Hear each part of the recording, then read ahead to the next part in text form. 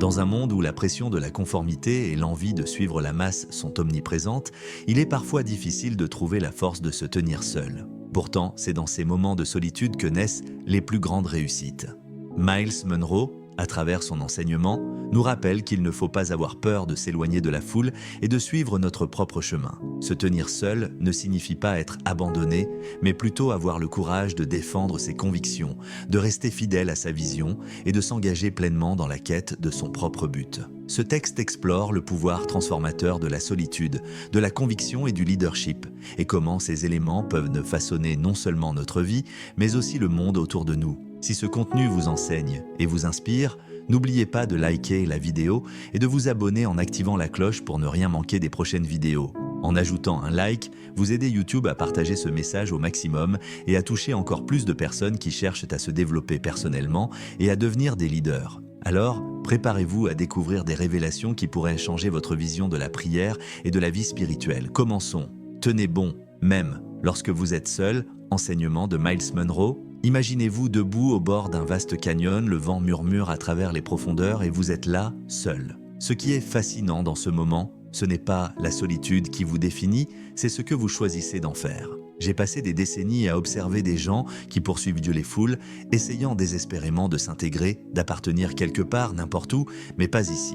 Voici la chose. Les plus grandes réalisations de l'histoire humaine ne sont pas venues du fait de suivre la foule, elles sont venues de ces moments où quelqu'un a osé se tenir seul. Je me souviens avoir rencontré un jeune entrepreneur il y a des années. Il avait une idée incroyable, quelque chose qui pourrait transformer son industrie, mais chaque personne autour de lui disait que c'était impossible, que ça ne marcherait pas, que c'était une perte de temps. Et que fit-il? Il est resté ferme. Aujourd'hui, son entreprise emploie des milliers de personnes. Pourquoi? Parce qu'il comprenait quelque chose de profond. Se tenir seul ne signifie pas être solitaire. Cela signifie avoir le courage de faire confiance à sa vision. Certains d'entre vous, ici présents, peuvent penser que c'est difficile, inconfortable. Et vous avez tout à fait raison, c'est difficile. Cela doit être difficile. C'est ce qui le rend précieux. Pensez alors pendant un instant. Pourquoi est-ce précieux? Parce que c'est rare, parce qu'il se distingue des métaux ordinaires. Votre capacité à rester seul, à maintenir vos convictions quand tout le monde autour de vous échoue, voilà votre objectif. Mais laissez-moi vous dire quelque chose qui pourrait vous surprendre. La personne qui se tient seule aujourd'hui devient celle derrière laquelle d'autres se tiennent demain. C'est comme cela que la vie fonctionne. Le succès ne demande pas la permission de la foule. Le succès ne prend pas un vote populaire. Le vrai succès, celui qui dure, revient à ceux qui osent être différents, qui osent être critiqués, qui osent se tenir seuls. J'ai vu cela se produire d'innombrables fois. Ceux qui ont changé des industries, construit des empires, transformé des vies. Ils ont tous commencé seuls. Mais voici ce qui est intéressant. Ils ne sont pas restés seuls. Ce courage a attiré d'autres personnes. Leur conviction a inspiré des mouvements. Leur solitude est devenue la base de communautés. Se tenir seul n'est pas la fin de votre histoire, c'est souvent le début. C'est ce moment crucial où vous décidez que votre vérité, votre vision, votre but valent plus que le confort de la conformité. C'est là que tout change, c'est là que vous commencez à devenir celui que vous étiez censé être. La plupart des gens ne comprennent pas la solitude. Ils entendent le mot « seul » et pensent immédiatement à la solitude. Il y a une différence énorme entre être seul et être seul avec un but. C'est comme la différence entre une maison vide et un laboratoire où de grandes découvertes sont faites. Chaque matin, lorsque vous vous regardez dans le miroir, qui voyez-vous? Pas vos amis, pas votre famille, pas vos collègues, vous vous voyez vous-même. Et ce moment, cette rencontre quotidienne avec vous-même, c'est là que commence votre pouvoir, c'est votre point de départ, c'est là que naissent les champions. J'ai étudié les personnes qui ont réussi pendant plus de 3 décennies et j'ai remarqué quelque chose de fascinant. Ceux qui ont eu le plus grand impact n'ont pas commencé avec une armée derrière eux, ils ont commencé avec une idée et le courage de la poursuivre seuls. Prenez ce fermier qui a décidé de planter des cultures différentes alors que tout le monde restait avec les traditionnels. Les gens l'ont traité de fou, ses voisins se sont moqués de lui. Mais quand sa récolte a doublé de valeur, devinez qui est venu lui demander des conseils? Les mêmes personnes qui se sont moquées de lui. La solitude a ce pouvoir incroyable de balayer le bruit. Quand vous êtes seul, vraiment seul, avec vos pensées, votre vision devient plus nette. C'est comme baisser le volume d'une radio qui diffusait des bruits statiques toute la journée. Soudain, vous pouvez entendre vos propres pensées, votre propre sagesse, votre propre vérité. Je me souviens d'une fois, en me promenant dans mon jardin un soir, juste au moment où le soleil se couchait, personne autour de moi, juste moi et mes pensées. Et vous savez ce qui s'est passé? Certaines de mes meilleures idées m'ont traversé l'esprit à cet instant précis. Pourquoi? Parce qu'en solitude, votre esprit n'est pas occupé à essayer de plaire aux autres ou à répondre à leurs attentes. Il est libre d'explorer, de créer, d'innover, mais voici quelque chose d'encore plus puissant à propos de la solitude. Elle renforce votre caractère. Quand vous êtes seul, vous ne pouvez pas vous cacher derrière les autres. Vous ne pouvez pas rejeter la faute sur les circonstances. Vous vous confrontez à vous-même, à vos décisions, à vos actions. C'est pourquoi je dis que la solitude ne consiste pas simplement à être physiquement seul, c'est développer la force de rester fidèle à vos convictions, même quand personne d'autre ne le fait. L'histoire nous montre cette vérité encore et encore. Regardez les inventeurs, les innovateurs, les pionniers. Ils n'ont pas pris un vote avant de poursuivre leur vision. Ils n'ont pas attendu l'approbation du public. Ils ont compris que les idées révolutionnaires commencent souvent dans la solitude. Ils savaient que parfois, il faut marcher seul avant que les autres ne voient de votre chemin. Lorsque vous embrassez la solitude, quelque chose de magique se passe. Vous commencez à attirer des gens qui résonnent avec votre véritable moi, pas votre moi imaginaire. Vous attirez des gens qui sont attirés par votre force, pas votre besoin. Vous construisez des relations basées sur ce que vous êtes, pas sur ce que les autres veulent que vous soyez. Le vrai secret de la solitude n'est pas l'isolement, c'est la préparation. C'est se construire pour que, lorsque vous rejoignez la foule, vous ne vous y perdiez pas. C'est développer un sens de soi si fort que les opinions des autres vous influencent, mais ne vous définissent pas. Pensez à un arbre qui pousse dans un champ ouvert. Il se tient seul, oui, mais parce qu'il se tient seul, ses racines poussent plus profondément, son tronc devient plus fort. Quand les pierres viennent, et elles viendront toujours, cet arbre ne survit pas simplement, il prospère. C'est ce que la solitude peut faire pour vous. Elle peut faire de vous quelque chose d'inébranlable. Le pouvoir de la solitude ne consiste pas simplement à être seul, c'est être assez fort pour tenir seul. Parce que quand vous pouvez tenir seul, quand vous pouvez penser seul, quand vous pouvez réussir seul, c'est là que vous devenez véritablement précieux pour les autres. Rappelez-vous ceci, le monde n'a pas besoin de plus de suiveurs, il a besoin de plus de leaders. Et le leadership, le vrai leadership, commence souvent dans des moments de solitude. C'est là que votre voix devient claire, là que votre vision prend forme, là que votre avenir commence à se déployer. Cela nous amène à quelque chose de fondamental mais souvent négligé, votre but. Vous savez ce qui est intéressant?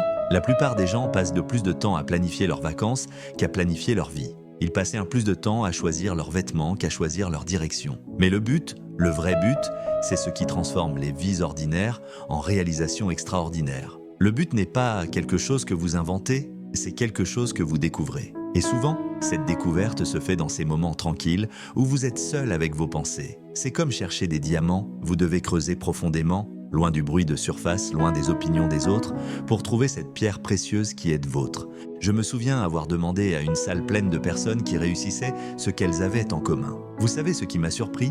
Presque tous ont parlé de ce moment crucial où ils se sont éloignés de la foule pour écouter leur voix intérieure. Certains appellent cela l'intuition, d'autres appellent cela la guidance, mais tous étaient d'accord sur une chose, ils n'ont pu l'entendre qu'une fois qu'ils ont appris à être seuls avec eux-mêmes. Dans le monde d'aujourd'hui, nous sommes entourés de bruit. Tout le monde vous dit quoi faire, quoi penser, quoi devenir. Cette personne dit « suivez cette tendance », ils insistent.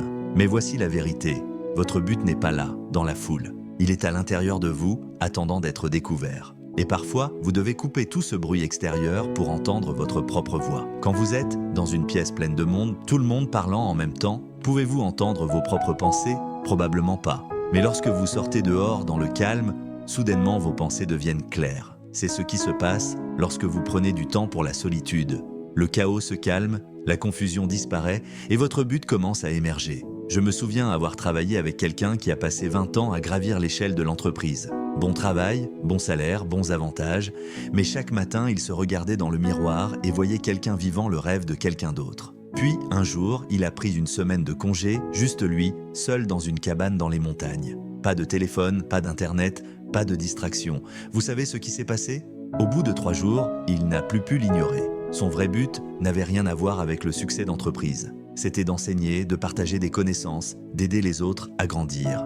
Voici la puissance de se détourner de la mentalité de la foule. Quand vous suivez toujours, vous vous conformez toujours, vous essayez toujours de vous adapter, vous manquez la contribution unique que vous seul pouvez faire. C'est comme avoir une belle voix, mais vous contentez de chanter en playback les chansons des autres. Quelle perte! Votre but change tout. Soudainement, les obstacles deviennent des opportunités, les défis deviennent des tremplins. Même l'échec devient un retour d'information. Pourquoi? Parce que lorsque vous êtes aligné avec votre but, vous ne faites plus simplement les choses.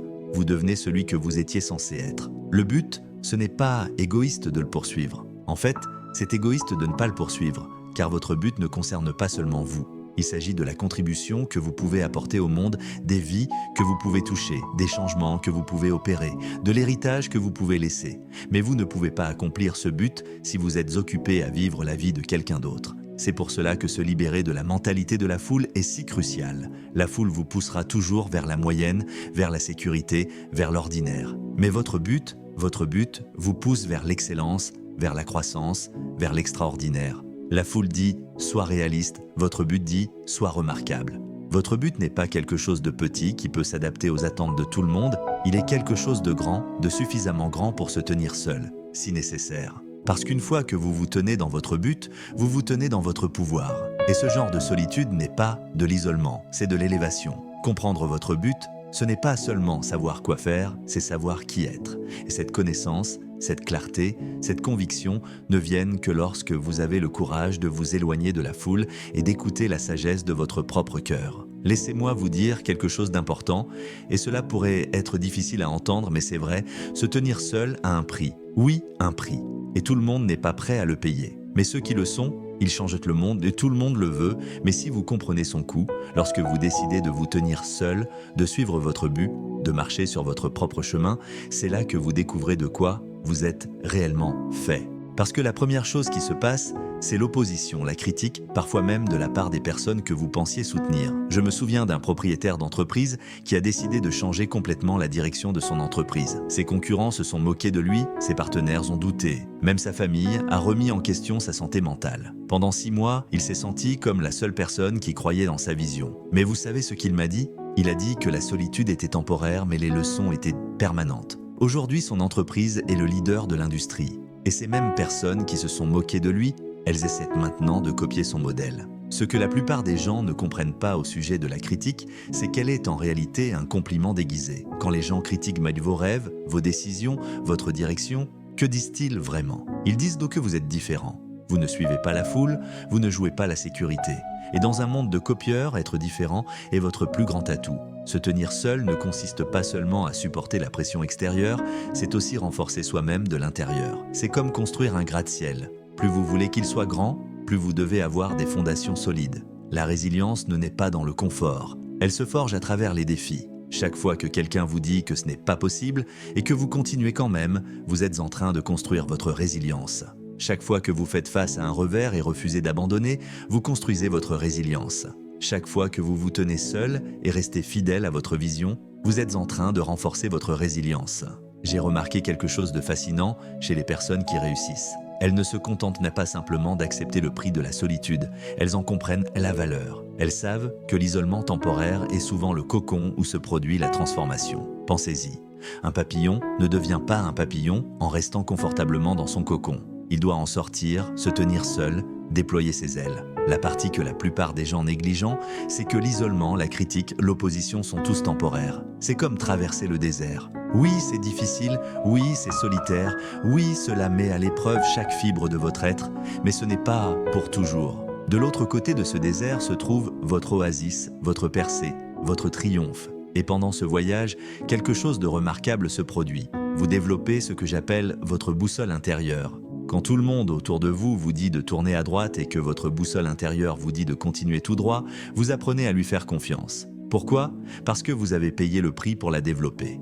Vous avez gagné le droit de lui faire confiance. Chaque grande percée dans ma vie est survenue après une période de solitude. Chaque réalisation importante a été précédée de critiques. Chaque avancée a commencé par quelqu'un qui disait « c'est impossible ». Mais voici ce que j'ai appris. Le prix de se tenir seul n'est rien comparé au coût d'abandonner vos rêves. Quel est le vrai prix de ne pas se tenir seul ? Vivre avec des regrets, se demander « et si ?» Regarder les autres, accomplir ce que vous saviez dans votre cœur que vous pouviez faire. C'est un prix bien plus élevé que toute critique ou isolement temporaire. Et rappelez-vous ceci, bien que le chemin de se tenir seul commence dans la solitude, il ne finit presque jamais là. Lorsque vous restez fidèle à votre vision, lorsque vous payez le prix de la solitude, quelque chose de magique se produit. Vous commencez à attirer ceux qui partagent votre vision. Votre courage inspire leur courage. Votre position devient la leur. Se tenir seul ne signifie pas finir seul. Cela signifie être assez fort pour se tenir sur ses convictions jusqu'à ce que les bonnes personnes, les bonnes opportunités, les bons moments s'alignent avec votre vision. Et ils s'aligneront. Ils le font toujours. Parce que la vérité a une manière de se prouver elle-même. La vision a une manière de se manifester. Le but a une manière de prédominer. Vos convictions sont comme les fondations d'un bâtiment. Plus vous voulez construire haut, plus ces fondations doivent être profondes. Et dans la vie, rien ne construit plus haut que des convictions inébranlables. La plupart des gens ont des préférences, pas des convictions. Les préférences changent au gré du vent. Un jour, ils croient à ceci, le lendemain, ils croient à cela. Mais les convictions, elles, sont différentes. Elles ne sont pas basées sur la commodité, mais sur des principes. Elles ne se plient pas aux tendances. Elles résistent aux tempêtes. Je me souviens avoir rencontré un homme qui a perdu des millions parce qu'il refusait de compromettre ses principes. Les gens l'ont traité de fou, ils ont dit qu'il était têtu. Mais vous savez ce qu'il m'a dit ? Je peux toujours gagner plus d'argent, mais je ne pourrai jamais recréer un autre moi. Ça, c'est de la conviction. C'est comprendre que ce que vous êtes vaut plus que ce que vous avez. La plupart des gens ne prennent jamais le temps de se définir. Ils vivent par défaut, non par conception.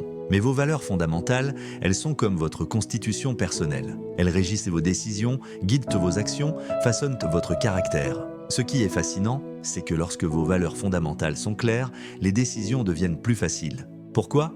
Parce que vous ne décidez pas en fonction de ce qui est populaire, vous décidez en fonction de ce qui est fondé sur des principes. Chaque fois que vous compromettrez vos valeurs pour un gain temporaire, vous perdrez quelque chose de permanent, un morceau de votre intégrité. C'est comme prendre des briques de votre fondation pour décorer vos murs. Bien sûr, cela peut avoir l'air bien un instant, mais à long terme, la structure devient instable. L'intégrité personnelle, maintenant, c'est quelque chose dont il faut parler dans un monde où tout semble négociable. L'intégrité se distingue comme un phare dans la tempête. Ce n'est pas seulement être honnête avec les autres, c'est être honnête avec soi-même. C'est faire ce qui est juste, même quand personne ne regarde, surtout quand personne ne regarde. Je me souviens d'avoir travaillé avec un jeune entrepreneur qui faisait face à une décision cruciale. Il pouvait soit dire la vérité et potentiellement perdre un contrat important, soit omettre la vérité et sécuriser l'accord. L'argent était tentant, la pression intense. Mais vous savez ce qu'il a fait ? Il a choisi la vérité, il a choisi l'intégrité. Oui, il a perdu ce contrat, mais 6 mois plus tard, cette même intégrité a attiré des clients qui valorisaient l'honnêteté avant tout. Aujourd'hui, son entreprise prospère, non pas malgré ses principes, mais grâce à eux. Lorsque vous vous tenez fermement sur vos principes, vous donnez aux autres la permission de faire de même. Quand vous choisissez l'intégrité au lieu de la commodité, vous inspirez les autres à élever leurs propres standards. Votre conviction inébranlable devient la norme à laquelle les autres se mesurent. Mais laissez-moi vous dire quelque chose d'essentiel sur le développement de ces convictions. Ce n'est pas une question d'être rigide, mais d'être enraciné. Un arbre aux racines profondes peut se plier au vent sans se briser. Vos convictions doivent vous rendre fort, pas têtu. Elles doivent être principielles, non inflexibles. Se tenir seul n'est pas une faiblesse, mais une force. C'est dans la solitude que se forgent les plus grandes convictions, que les leaders se révèlent et que les rêves prennent forme. Comme Miles Monroe le souligne si puissamment, la véritable grandeur vient de ceux qui osent marcher seuls, de ceux qui choisissent de défendre leur vision, même lorsque le monde autour d'eux semble les désapprouver. Mais ce courage d'être soi-même, d'affirmer ses convictions, de rester fidèle à son but, attire finalement ceux qui partagent cette même vision. La solitude n'est donc pas un fardeau, mais un cadeau précieux. C'est un espace où l'on se découvre, où l'on forge sa force intérieure et où l'on devient capable de bâtir un avenir authentique et puissant. Lorsque vous choisissez de vous tenir seul avec conviction, vous ne vous contentez pas de marcher vers votre avenir. Vous en devenez le créateur, un leader prêt à inspirer et à guider ceux qui vous suivront. Alors, souvenez-vous, le monde n'a pas besoin de plus de suiveurs, il a besoin de plus de leaders, de plus de personnes prêtes à se tenir fermes dans leurs convictions, à s'élever à travers la solitude et à créer un impact durable. C'est ainsi que vous changerez le monde. Votre moment est maintenant. L'avenir commence aujourd'hui. Avant de conclure, nous aimerions vous donner l'opportunité de faire de Jésus le Seigneur de votre vie. Si vous ressentez dans votre cœur le désir de lui remettre votre vie, nous vous invitons à prier avec nous. Dites cette prière: Seigneur Jésus, je me repens de mes péchés. Viens dans mon cœur, je fais de toi mon Seigneur et Sauveur. Les amis, si vous avez fait cette simple prière, nous croyons sincèrement que vous êtes nés de nouveau. Nous vous encourageons à aller dans une église fidèle à la Bible où vous pourrez grandir dans la foi et donner à Dieu la première place dans votre vie.